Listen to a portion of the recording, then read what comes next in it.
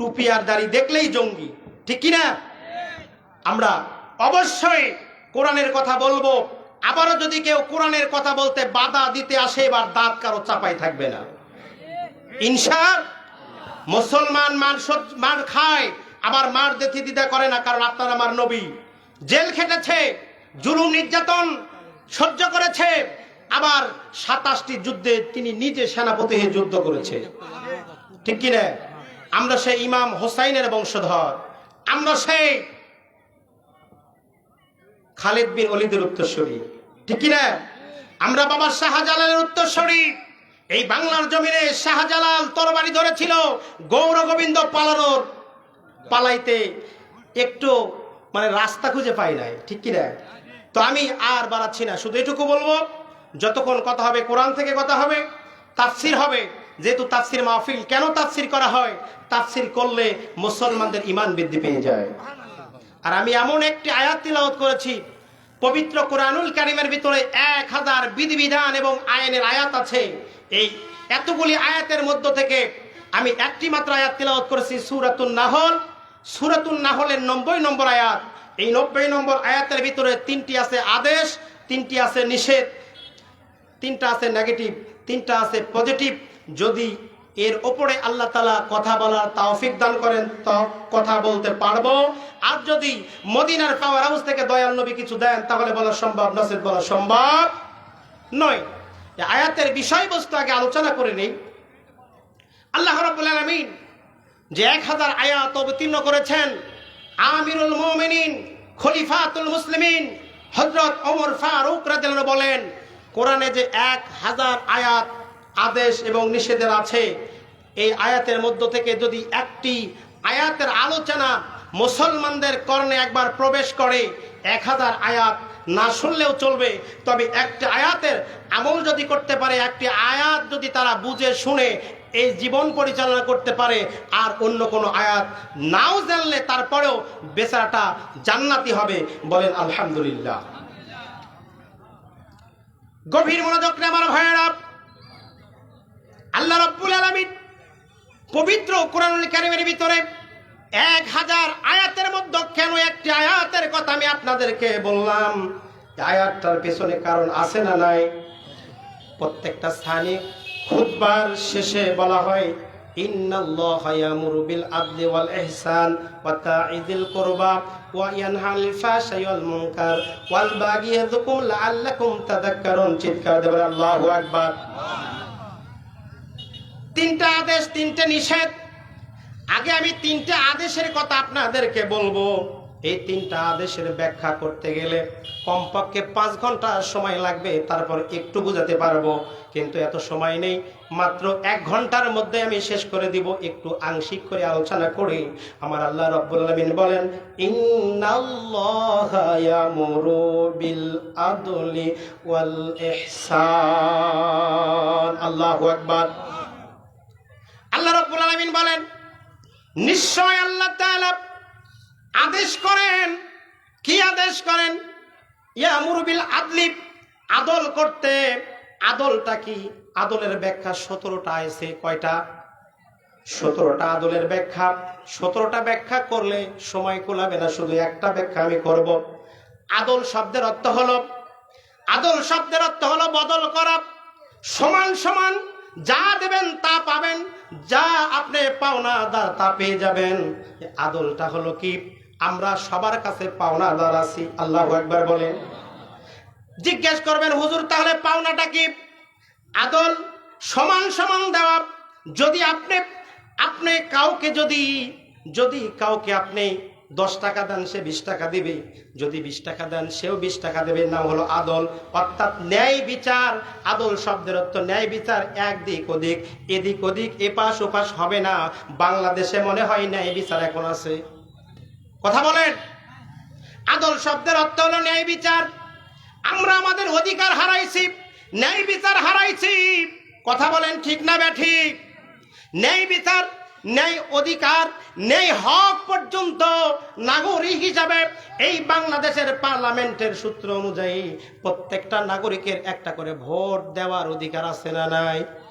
সেই ন্যায় বিচার, ন্যায় অধিকার আমাদের কাছ থেকে হরণ করেছিল কিনা? না ভুল বললাম? কথা বলতে হবে না? এখনো ভয় পাচ্ছেন? এখনো ভয়? ভোট আমাদের অধিকার, কিন্তু আমাদের অধিকার কেড়ে নিয়েছে। আমরা ভোট দেওয়ার আগেই কয় ভোট হয়ে গেছে। আর আমার বাড়িটা তো পাশে, ময়দানটা ইউনিয়ন, আমি সেন্টারে যেতে পারি না। তার আগে আমার নোটিশ হয় সেন্টারে যাওয়া যাবে না। ঠিক কি না? আমি ভুক্তভোগী তো। একটাই কারণ, কোরআনের সঠিক কথাগুলি মানুষের মাঝে আমি বলি, এটাই, আর বেশি কিছু নয়। আদল অর্থাৎ ন্যায় বিচার প্রতিষ্ঠা করতে হবে। যদি আপনি মুসলমান দাবি করেন, মুসলমান দাবি করলে ন্যায় বিচার প্রতিষ্ঠিত করা লাগবে। নামাজ পড়া সহজ, রোজা করা সহজ, হজ করা সহজ, যাকাত দেওয়া সহজ, কিন্তু সমাজের মধ্যে ন্যায় বিচার প্রতিষ্ঠা করা এত সহজ নয়। ন্যায় বিচার করতে গেলে ওই রাষ্ট্র শক্তি, ওই বাতিলেরা, তাগুতের গোষ্ঠীরা আপনাকে আমাকে ধরবে। কথা বলেন ঠিক কিনা? ন্যায় বিচার করবেন, হিন্দু যেমন বিচার পাবে, খ্রিস্টান যেমন বিচার পাবে, মুসলিম তেমন বিচার পাবে। কারো প্রতি জুলুম করা হবে না।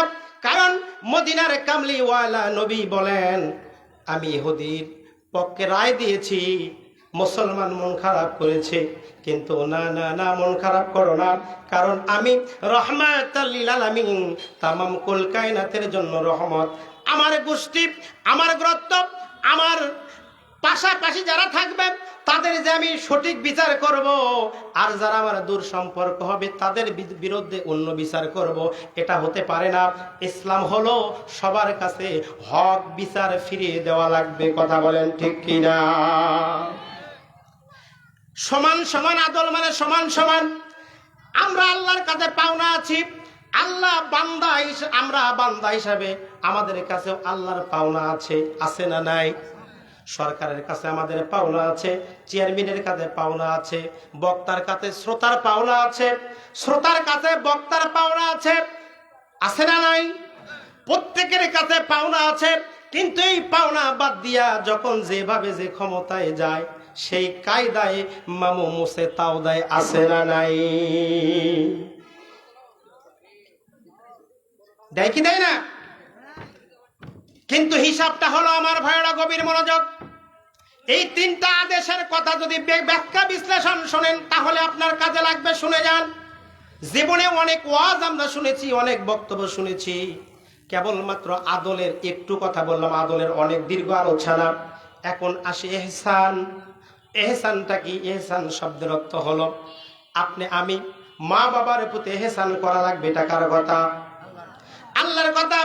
আল্লাহ রাব্বুল আলামিন কোরআনুল কারীমের ভিতরে বলেন, ওয়া কাদা রাব্বুকা আল্লা তা'বুদু ইল্লা ইয়্যাহু ওয়া বিল ওয়ালিদাইনি ইহসানা।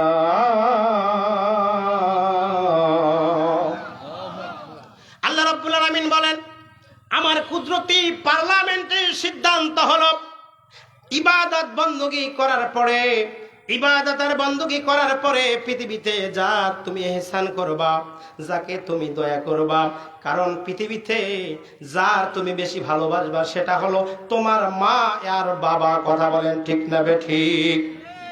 আজকে পয়জন ঢুকে গেছে সমাজের মধ্যে, মারে দেখতে পারে না, বাবারে দেখতে পারে না, মাকে আলাদা করে দেয়, বাবারে আলাদা করে দেয়। আজকে বউ নিয়ে অনেক সুখ শান্তিতে থাকে। আমার মুরব্বী বাবাজিরা যারা এসেছেন, একটু চিন্তা করে দেখেন, আপনার আমার জন্য কিন্তু আপনার আমার বাবা কম কষ্ট করে নাই। ঠিক কিনা? গভীরা ঢাকা থেকে গোবিন্দগঞ্জ চারমাথায় নামার পরে দেখি একজন মুরব্বী, গায়ে তেমন শক্তিও নাই, একটা পা রিস্কা নিয়ে হেঁটে হেঁটে যাচ্ছে। আমি বললাম, মুরব্বী আপনি কি পশ্চিম চারমাথায় যাবেন? কয় হ্যাঁ বাবা যাব। জিজ্ঞেস করার ইচ্ছা জাগলো, বাবাজি এত বয়সে আপনি রিস্কা চালাচ্ছেন, কারণটা কি? আপনি যে রিস্কা চালাচ্ছেন, মুরব্বী আপনার কি ছেলে নাই? আপনার কি পরিবার পরিজন নাই? কয় আমার দুইটা ছেলে আছে, একটা মেয়ে আছে। তারা এখন কি করে? কয় তারা ঘুমায়। আপনি এত রাশে রিক্সা চালাচ্ছেন, এত গভীর রাত্রে, রাত্র 12টা পার হয়ে গিয়েছে, কি জন্য রিক্সা চালান? কই বাবা, আপনি হয়তো আলেম মানুষ, বুঝবেন। প্রত্যেক বাবা চায় তার সন্তানটাকে ভালো রাখবে, প্রত্যেক বাবা চায় তার সন্তানটাকে ভালো রাখবে, এই জন্য তারা ঘুমাচ্ছে, আমি গভীর রাত্রে রিক্সা চালাচ্ছি। এর থেকে একটা শিক্ষা আমার হলো, কি শিক্ষা? আমি বুঝলাম পৃথিবীতে শুধু রিক্সা চালায় নয়, যেই যেই কর্ম করুক না কেন, প্রত্যেকটা বাবা গায়ে রক্ত পানি করে কিন্তু সন্তান সন্ততির জন্য জীবনটা শেষ করে দেয়। কথা বলেন ঠিক না বেঠিক? অনেক সময় দেখেছি মাহফিলে গেলে জিজ্ঞেস করে, টাকা চাই না, পয়সা চাই না, একটাই কথা বলে, হুজুর আজকে দীর্ঘ প্রায় 10 বছর হলো বাবা পৃথিবী ছেড়ে চলে গিয়েছে। একটা সময় অনেক কষ্ট ছিল, অনেক দুঃখ বেদনায় ছিলাম, টাকা ছিল না, পয়সা ছিল না, এখন টাকা হয়েছে, বাবা নাই। আমারও তো বাবা হারাইছি।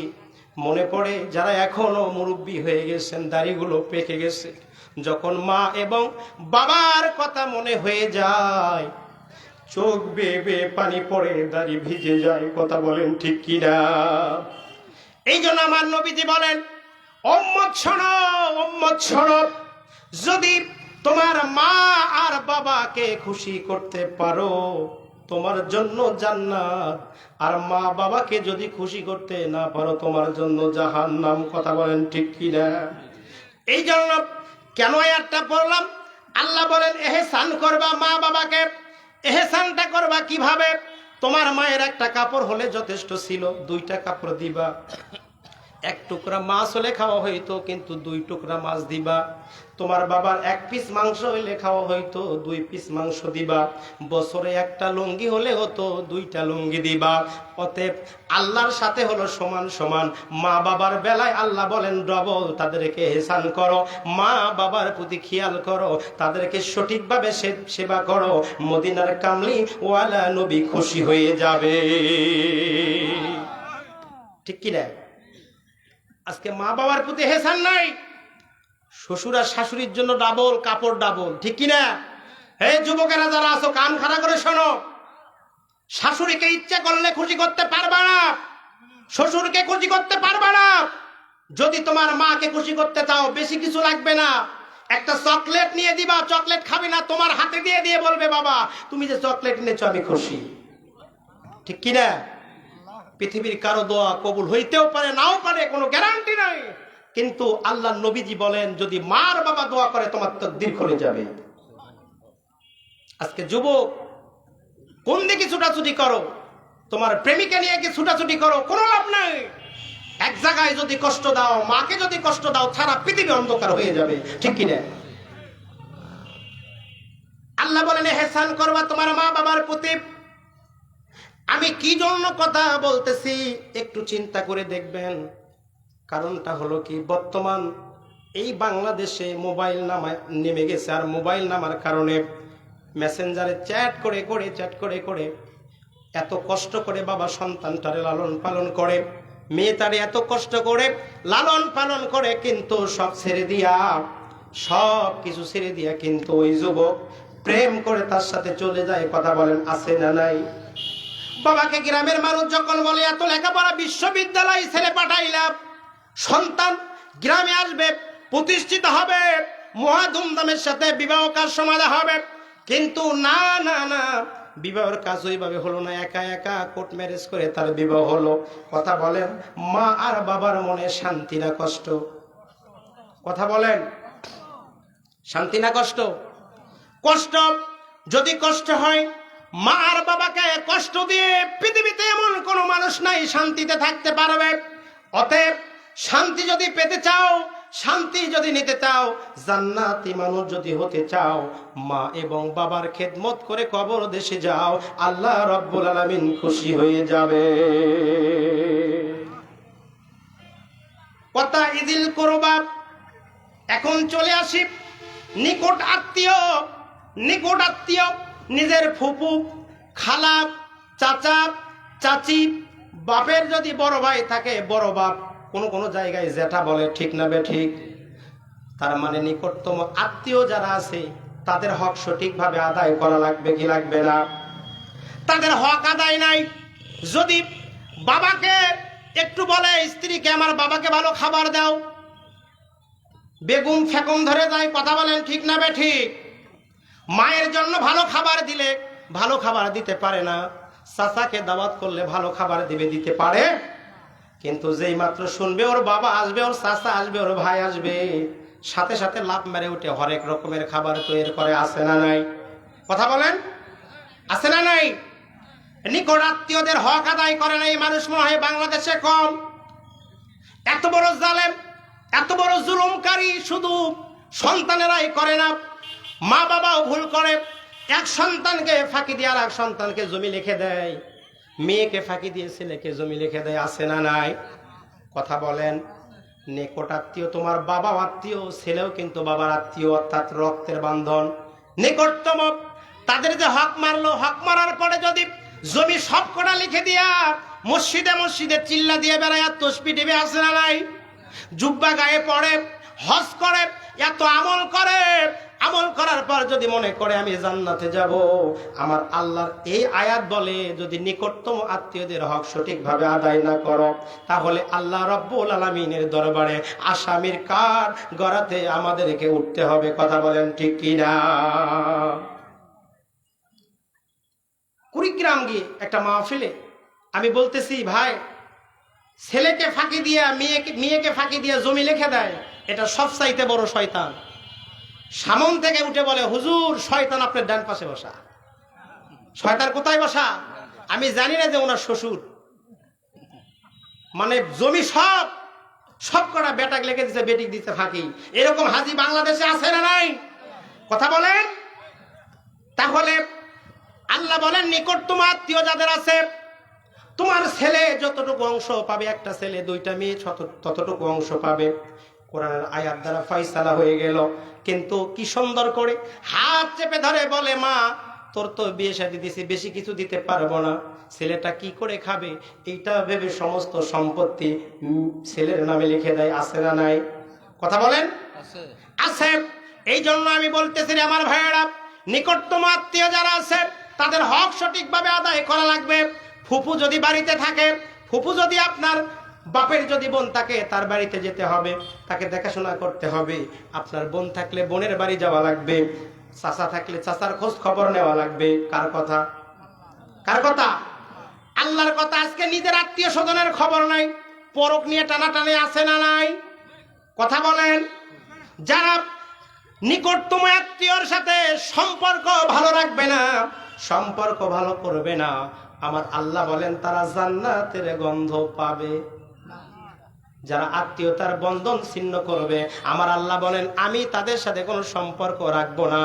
এই জন্য বলি, যারা এসেছেন শিক্ষা নিয়ে যান। ওয়াজ মানে হাসাহাসি নয়। আগে ওয়াজ শুনেছি কেঁদেছে মানুষ, এখন হাসাহাসি, বিভিন্ন কৌতুক, বিভিন্ন কথা। আছে না নাই?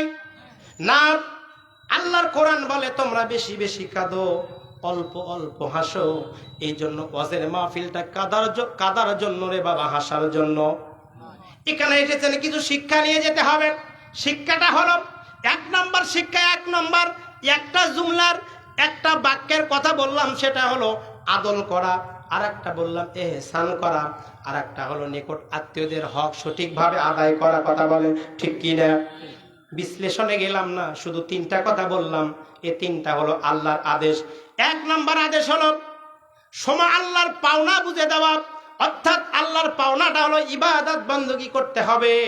আমরা অক্সিজেন গ্রহণ করতেছি, প্রতিনিয়ত অক্সিজেন গ্রহণ করতেছি, ঠিক না বেঠিক? আল্লাহর দেওয়া জমিনের ফসল আমরা উৎপন্ন হচ্ছে, তা আমরা খাচ্ছি। আল্লাহর দেওয়া ফল আমরা ভক্ষণ করতেছি।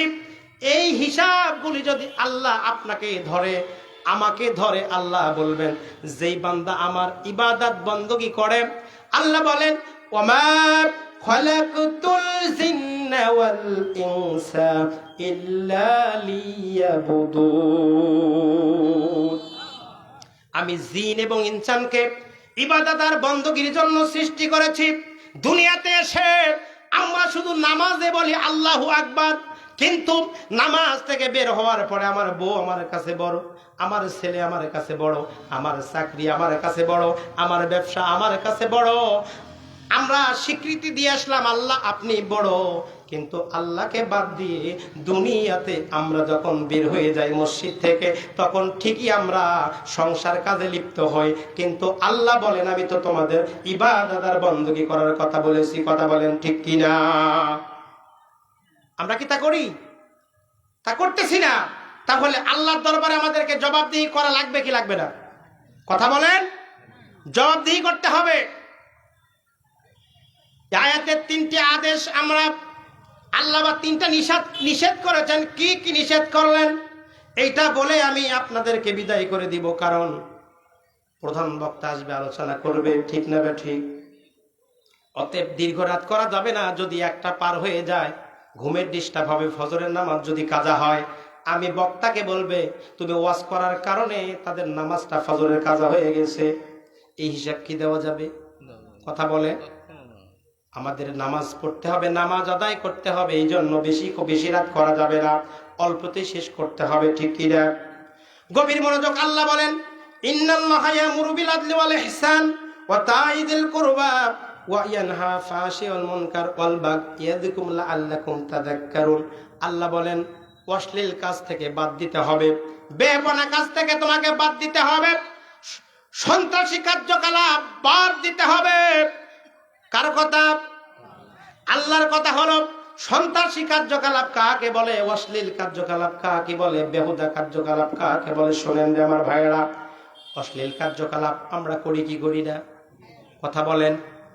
মুখ আছে বলে আমরা বিভিন্ন কথাবার্তা বলি, অথচ আল্লাহর নবী বলেন 2টা কাজ যদি তুমি করতে পারো, জিহ্বার হিফাজত যদি করতে পারো আর তোমার লজ্জাস্থানের হিফাজত যদি করতে পারো, তাহলে তুমি জান্নাতে যাইবা। কার কথা?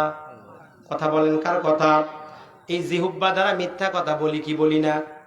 এই জিহ্বার দ্বারা মিথ্যা সাক্ষ্য দেয়, এই জিহ্বার দ্বারা গীবত করি, এই জিহ্বার দ্বারা মানুষকে মিথ্যা মামলার মধ্যে জড়ায় দেই। আমরা বিভিন্ন চা স্টলে, দোকানে আমরা যখন আড্ডা দেই, শুধু মানুষের দোষ খোঁজা নিয়ে ব্যস্ত, দোষ খোঁজা নিয়ে ব্যস্ত, নিজের চিন্তা করি না, নিজে নামাজ আদায় করে না, হক কথা বলে না, হকের পথে চলে না, কিন্তু অন্যের একজনের গীবত আর আত্মসমালোচনা আছে না নাই? কথা বলতে হবে। আপনারা যদি চা স্টলে বসেন তাহলে বুঝতে পারবেন। দেখেন নাই যত মুফতি আর মুহাদ্দিস সব চার স্টলে, আপনার দাড়িও নাই, নামাজও পড়ে না, রোজাও রাখে না, কোরআনের কোনো একটা কথা যদি কেউ বলে তাও আবার এখানে ফতোয়া খোঁজে, আছে না নাই? মিলাদ পড়ে না, এখানেও ভেজাল, সালামকে দেয় না, এটাও ভেজাল, সালাম দিলেও ভেজাল, আছে না নাই? কথা বলেন। এত দলাদলি, এক দল বলতেছে হাত তুলে দোয়া করেন, এক দল কয় দোয়ার দরকার নাই, আছে না নাই? কথা বলেন। একদল বলতেছে ঈদে মিলাদুন্নবী পালন করতে হবে, একদল বলতেছে নাই। কিন্তু ঈদে মিলাদুন্নবী পালন করা কার হুকুম? আল্লাহর হুকুম। অর্থাৎ নবী পৃথিবীতে এসেছেন, তার আলোচনা করতেই হবে, ঠিক কিনা? আর যারা আছে বলতেছে যে বাপ মা মারা গেলে দোয়া করার দরকার নাই।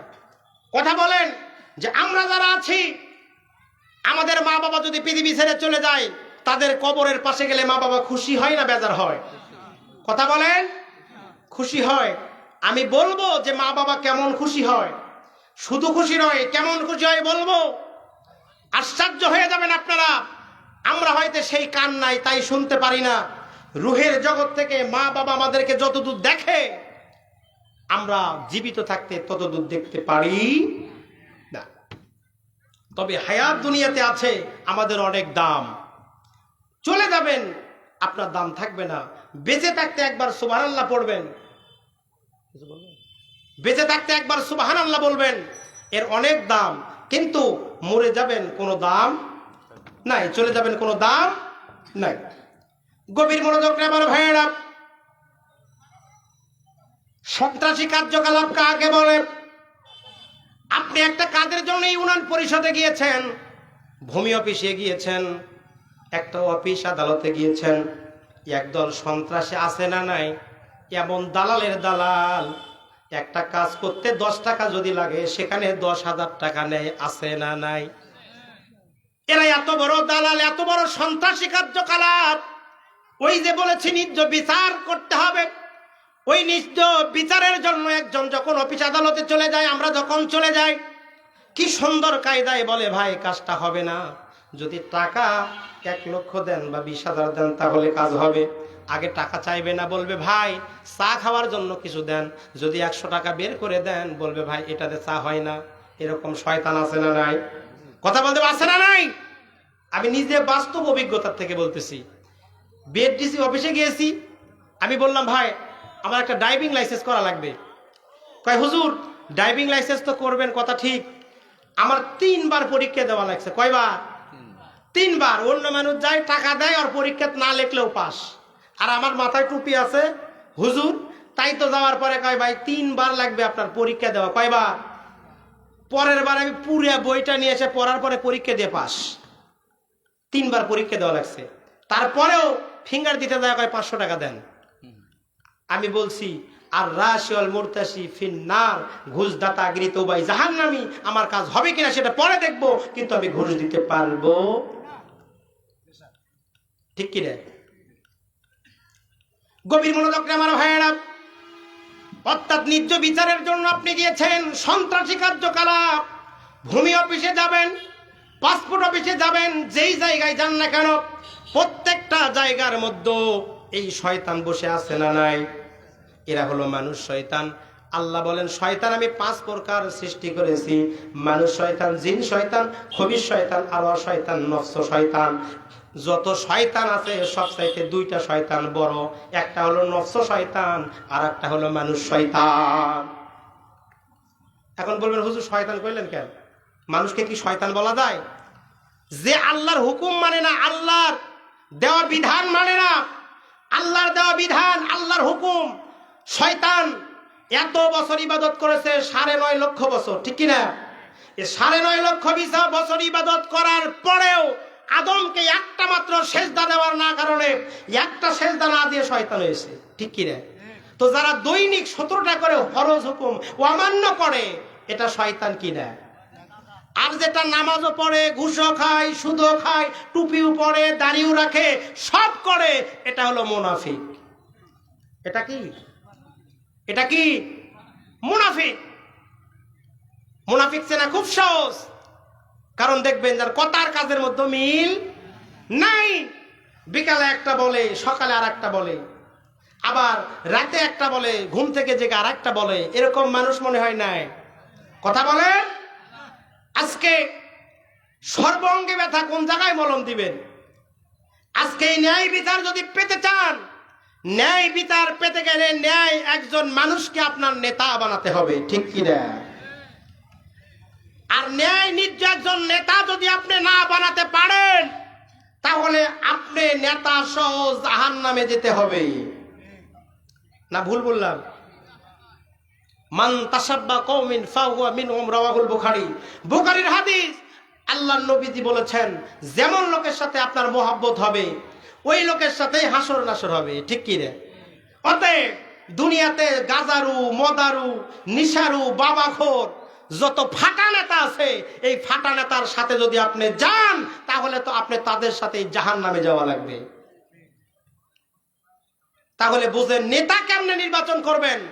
যার মধ্যে কোরআনের এলেম নাই, যার মধ্যে হাদিসের এলেম নাই, যে ব্যক্তি ন্যায় ন্যায্য কিছু বোঝে না, এটা সবার পক্ষে থাকে, এরকম দুমুখা সাপের সাথে চলা যাবে না। কত বড় আস্পর্ধা! মুসলমান হয়ে বলে যে কোরআনের আলোচনা না করলেও চলবে। কোরআনের আলোচনা করলে আল্লাহ বলেন ইন্নাল্লাযীনা মুমিনুনাল্লাযীনা ইযা যুকিরাল্লাহু ওয়াজিলাত কুলুবুহুম ওয়া ইযা তুলিয়াত আলাইহিম জাআদাতুহুম ঈমানাও ওয়া আলা রাব্বিহিম ইয়াতাওয়াক্কালুন। আল্লাহ বলেন মুমিন যারা হয়, তাদের সামনে কোরআনের আলোচনা যখন করা হয়, জিকির যখন করা হয়, জাদাতুহুম ঈমানাও, তাদের ঈমান বৃদ্ধি পেয়ে যায়, আর যদি কেউ বলে কোরআন বাড়িতে পড়বে, হবে না, হবে না, হবে না। কোরআন পড়ার জন্য একদল মুসলমান তারা বলে মসজিদে কোরআন পড়ো, তারা বলে মিলাদে কোরআন পড়ো, তারা বলে তাবলিগ জামাতে গিয়ে পিকনিক করে কোরআন পড়ো, এরকম আছে না নাই? কথা বলেন।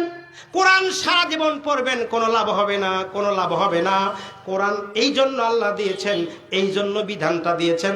কোরআন পড়ে পড়ে তোমার সংসদ ভবন থেকে শুরু করে ইউনিয়ন পরিষদ পর্যন্ত যদি কোরআন দিয়ে পরিচালনা করতে পারেন, তাহলে আপনার এই কোরআন পড়ার কোনো দাম নাই।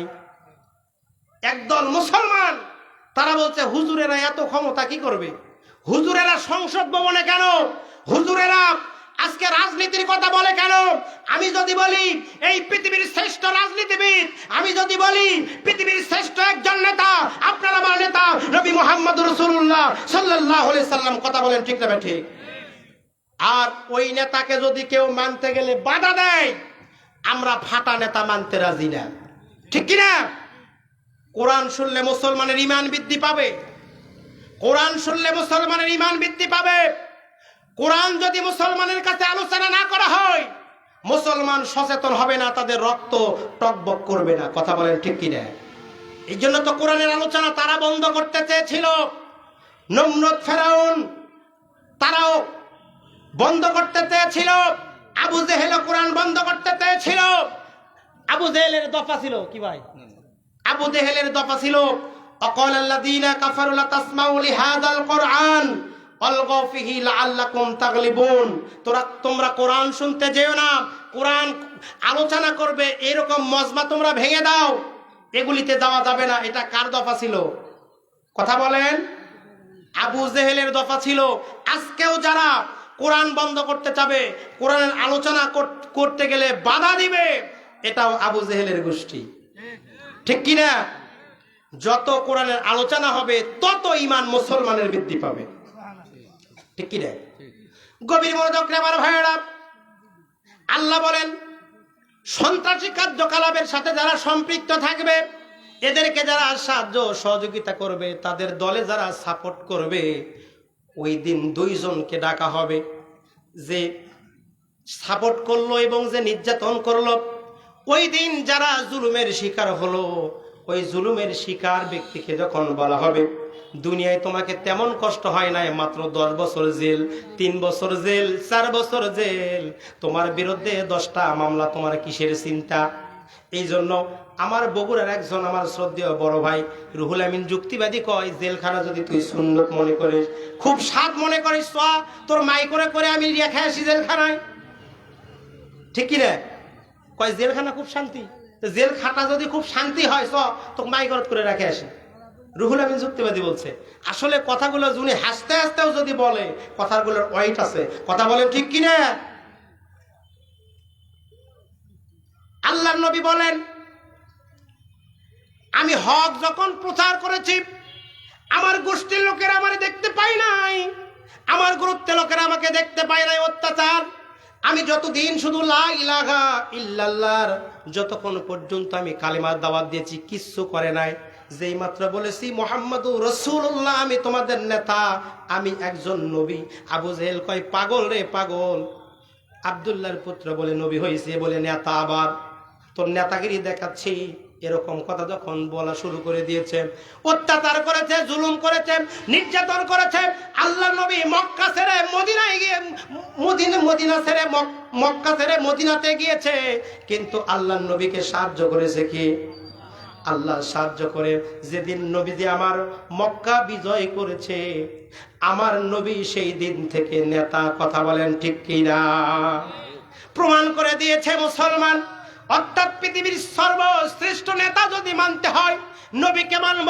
আর শ্রেষ্ঠ নেতা যদি মানতে হয়, নবীকে যারা ভালোবাসবে, নবীকে যারা মহব্বত করবে, নবীর ইত্তিবা করবে, নবীর সুন্নত যারা এই জগতে প্রতিষ্ঠিত করবে, কোরআনের হক বিচার যারা প্রতিষ্ঠিত করবে, ওই ব্যক্তিগুলাকে মেনে নিলেই আল্লাহর নবীজিকে মেনে নেওয়া হবে, ঠিক কিনা? নবী কি আছে এখন?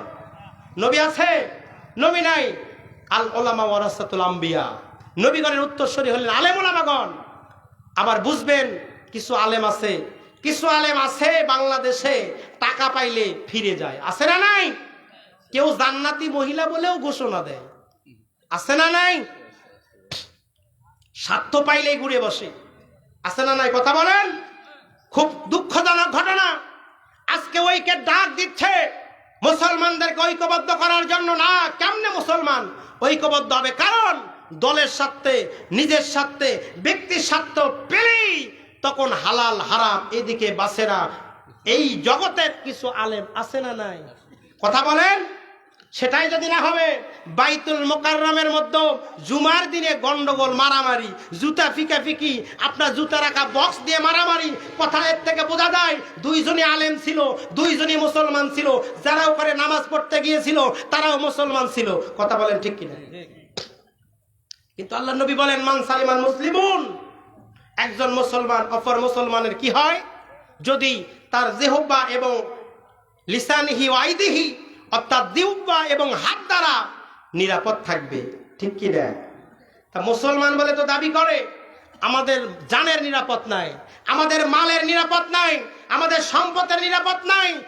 আমার মেয়ে কলেজে যাবে, তার যে ইজ্জত নিয়ে ফিরবে এরকম গ্যারান্টি নাই। ঠিক কি না? আজকে বাংলার যুবকেরা তারা লেখাপড়া করতে গিয়েছে, তাদের উপরে কত জুলুম, কত নির্যাতন, কত অত্যাচার। আজকে সেই ছাত্ররা আন্দোলন করে এই বাংলাদেশে ন্যায্য বিচার প্রতিষ্ঠার জন্য জীবন দিয়েছে। ইসলামের ইতিহাস সাক্ষ্য দেয় ইসলাম জিন্দা হয়েছে যুবকদের রক্তের বিনিময়। ঠিক কিনা? কথা বলেন। আজকে বাংলার যুবকেরা এখন বিভিন্ন গান তামাশা ছেড়ে দিয়ে তারা ইউটিউবে কোরআনের আলোচনা শোনে। ঠিক কিনা? শোনে কি শোনে না? আজকে যুবকেরা দাড়ি তারা চাষা বন্ধ করে দিয়েছে। ঠিক কিনা? আমার তো মনে হয় এই বাংলার জমিনে যদি এই বছর কোরআনের আলোচনা হয়, আমার তো মনে হয় এই বাংলাদেশে মুসলমানের সংখ্যা বৃদ্ধি পেয়ে যাবে। কথা বলেন ঠিক কিনা? প্রত্যেকটা মাহফিল তাই সাক্ষ্য দেয়। আজকে তারা কোরআনের কথা শুনতেছে, কোরআনটা শোনার সুযোগ পেয়েছে, তাদের আত্মাটা শান্তি পাচ্ছে। ঠিক কিনা? কয়েকদিন আগে একটা মাহফিলে গিয়েছিলাম, একজন এসে বলতেছে, হুজুর আমি মাহফিলে গিয়েছিলাম বলে গন্ডগোল হওয়ার পরে আমার মাথায় একটা সিয়ের দিয়ে বাড়ি দিছি। কয় আমি ওই দিন রক্ত শুয়ে শপথ করে বলছি, আল্লাহ আমার যদি হায়াত রাখো তাহলে আমি যেন কোরআনের বিজয় আর কোরআনের আলোচনা শোনার মতো পরিবেশ দেখে মরতে চাই আমি। যুবক হাউমাউ, ওই বৃদ্ধা মানুষটা হাউমাউ করে কাঁদতেছে। আমি বললাম, মুরব্বী আপনার দোয়া আল্লাহর দরবারে কবুল হয়েছে। কথা বলেন ঠিক কিনা? আজকে ইমাম সঠিকভাবে কথা বলতে পারে না, ইমামের বাকশক্তি কেড়ে নেওয়া হয়েছে। সভাপতি, সেক্রেটারি, যেই নেতা যেইভাবে চলে, যেই দল করে তার কথা মতো মসজিদে চলতে হবে। এরকম মসজিদ কমিটি আছে না নাই? আজকে এই মাহফিল থেকে আমি উদ্যত আহ্বান জানাচ্ছি, যারা ইমাম আছেন, খতিব আছেন, মসজিদে গিয়ে কোরআনের হক কথা বলবেন। যদি হক কথা বলতে কোনো মুসল্লি বাধা দেয়, কোনো সভাপতি বাধা দেয়, তার পক্ষে আমরা পদক্ষেপ নিব। ঠিক কি না? যদি ইমামের সমস্যা থাকে সেটা আমরা দেখব, কিন্তু অন্যায় নাই, অবিচার নাই। যদি তোমার দলের সাথে গ্রামের গন্ডগোল কাজে তুমি ইমামের কাছে নিয়ে এসে বাজো, তাহলে তোমাকে দেখার কথা আছে। ঠিক কি না? এই মসজিদ থেকে আবার শাসন হবে দেশ। মসজিদের ইমাম যদি সবার পক্ষে হক কথা বলে, হক বিচার পাবে। ঠিক কিনা? কারণ ইমাম ঘুষ খাইবে না, ইমাম ঘুষ খাবে না। আল্লাহ রাব্বুল আলামিন বলেন, আমি যে 3টা আদেশ আর 3টা নিষেধ তোমাদেরকে দিয়ে দিলাম, এই নিষেধগুলো যদি তোমরা মেনে চলো, আদেশগুলো যদি তোমরা মেনে চলো, তাহলে আমি আল্লাহ রাব্বুল আলামিন কি করব তোমরা শুনে যাও। আমি আল্লাহ রাব্বুল আলামিন ওই বান্দাদের জন্য আমি আল্লাহ তাআলা এই পৃথিবীর সমান 10টা পৃথিবীর সমান একটা জান্নাত আমি আল্লাহ রাব্বুল আলামিন যে দিব, কারণটা হলো কি, আমার বান্দারা জান্নাতে ছিল একদিন। ঠিক না বে ঠিক? জান্নাত আমাদের বাবার বাড়ি। ঠিক কিনা? জান্নাত আমার মায়ের বাড়ি, আমার বাবার বাড়ি। দুনিয়াতে শুধু পরীক্ষা দেওয়ার জন্য আপনি আমি এসেছি।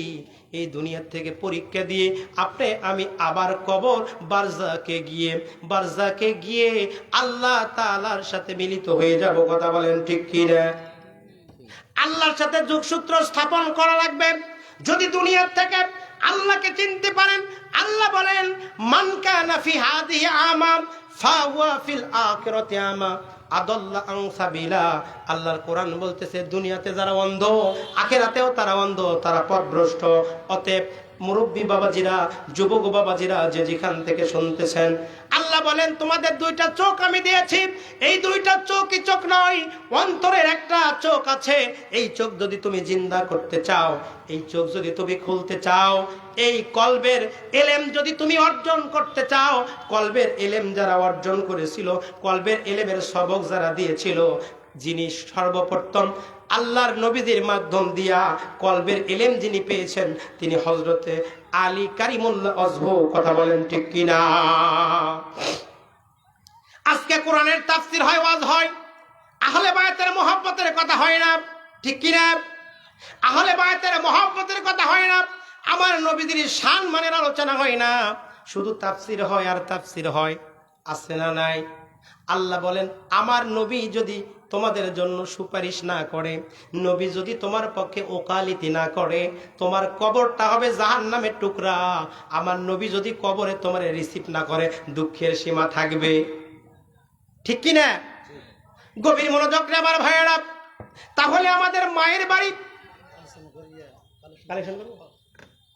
একটু জিকির করেন লা ইলাহা হো লা ইলাহা হো লা ইলাহা ইল্লাল্লাহ মুহাম্মাদ লা ইলাহা ইল্লাল্লাহ মুহাম্মাদুর রাসূলুল্লাহ।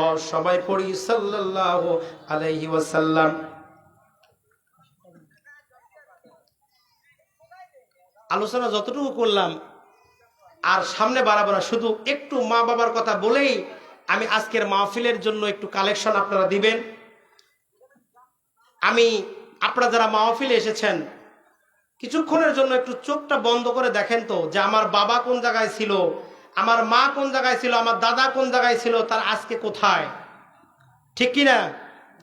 যেই ঘরে আপনি আছেন ওই ঘরে আপনার দাদা ছিল, বাবা ছিল, তারা কি আছে? কথা বলেন। নাই, দাদা বাবা সবাই চলে গিয়েছে।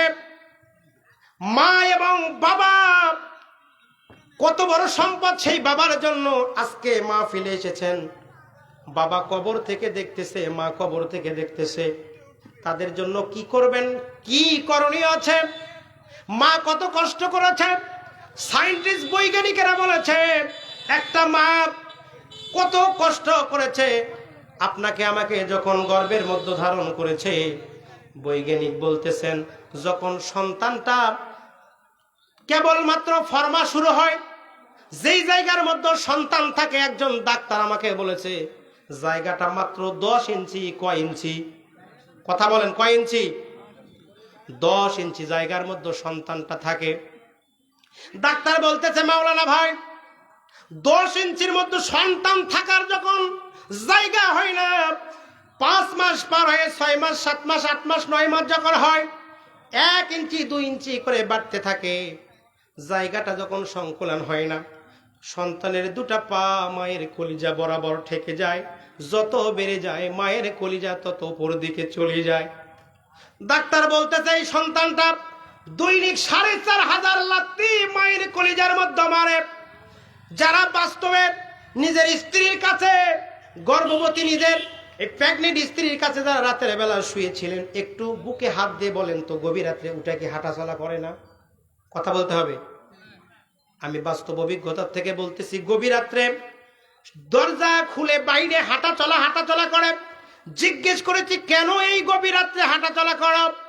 আমার স্ত্রী বলে স্বামী গো, তোমার সন্তানটাকে আমি পেটের মধ্যে ধরেছি, এই সন্তান এত জোরে লাথি দেয় পৃথিবীর কারো কাছে আমি বলতে পারি না, কারণ লোকলজ্জা শরম। একটা করে লাথি মায়ের কলিজায় মারে, মা পৃথিবীর কারো কাছে বলতে পারে না। ডাক্তার বলতেছে ভাই কেমন লাথি মারে শোনেন, সংক্ষেপ করতেছি। ডাক্তার বলতেছে একটা মা সন্তান ডেলিভারি করতে যায়, জন্ম দিতে যায়, মারা গেছে। ওই মায়ের কলিজাটা কেটে আমরা পরীক্ষা করে দেখি, সন্তান যখন শেষে পেটের থেকে যখন চলে আসে, শেষবারে মায়ের কলিজায় লাথি দিয়ে চলে আসে। পৃথিবীতে সন্তান আসবার পূর্বে অনেক মা দুনিয়াতে সন্তান জন্ম দিতে যাইয়া সন্তানের লাথি খায় কলিজা ফেটে মারা যায়। কথা বলেন ঠিক কিনা? এখন তো সিজার হয়েছে, লাথি মারার আগে পেট কেটে সন্তানটা বের করে। কিন্তু আজ থেকে যদি 20 বছর আগে তাকায়, অনেক মা কিন্তু সন্তান জন্ম দিতে গিয়ে মারা গেছে। কথা বলেন ঠিক কিনা? একটা মা সন্তান যখন পৃথিবীতে চলে আসে, বালতি বালতি রক্ত তার ক্ষরণ হয়। কিন্তু সন্তান যখন দুনিয়ায় আসে, সন্তানের কান্না যখন মায়ের কানে চলে যায়, ডাক্তার বলে ওই কলিজাটা পরীক্ষা করেছি, মায়ের কলিজা যখন পরীক্ষা করলাম, পরীক্ষা করার পর দেখি লাথি খেয়ে পৃথিবীর থেকে বিদায়। আমি চিন্তা করলাম মায়ের ফাটা কলিজা কেমনে ভালো হয়। ডাক্তার বলতেছে ওই কলিজা নিয়ে গবেষণা করে দেখলাম, মা যখন সন্তানের কান্না যখন কানে যায়, আস্তে আস্তে কুদরতি শিলাই কলিজাটা হয়ে যায়। এই জন্য পৃথিবীতে সন্তান বিপদে পড়লে যুবক, পৃথিবীর কেউ জানার আগে বিপদে পড়ুক, অসুখী পড়ুক, যত সমস্যায় পড়ুক না কেন, ডাক্তার বলেছে এই জন্য পৃথিবীর সবার জানার আগে জানে আমার মা। সেই মা কবরে চলে গিয়েছে, সেই বাবা হাড় ভাঙা পরিশ্রম করে কবরে চলে গিয়েছে। আজকে টাকা আছে, পয়সা আছে, জমি আছে, বাড়ি আছে, কিন্তু মা বাবা অন্ধকার কবরে ঘুমে আছে। যদি এখান থেকে মায়ের নিয়তে, বাবার নিয়তে আজকের মাহফিলের জন্য, কোরআনের আলোচনার জন্য, মসজিদের উন্নয়নের জন্য কিছু দিয়ে যান, আর আজকের প্রধান বক্তা আপনারা দোয়া করে দিবে, আপনি হাত উঠাবেন, আল্লাহ বলবে রে বান্দা বান্দি, তোমার মায়ের জন্য চোখের পানি তুমি যেহেতু ছেড়ে দিয়ে কেঁদেছ, আমি আল্লাহ রহমানের রহিম, আমি ঘোষণা দিয়েছি কোন সন্তান যদি মায়ের জন্য এক ফোঁটা চোখের পানি ফেলে, এক ফোঁটা চোখের পানি ফেলতে দেরি, আল্লাহ রাব্বুল আলামিন তার মায়ের জীবনের গুনাহ খাতা মাফ করে দেয়। এই জন্য দেরি নয়। যারা এসেছেন 10:30 বাজে প্রধান বক্তা চলে আসবে, আপনারা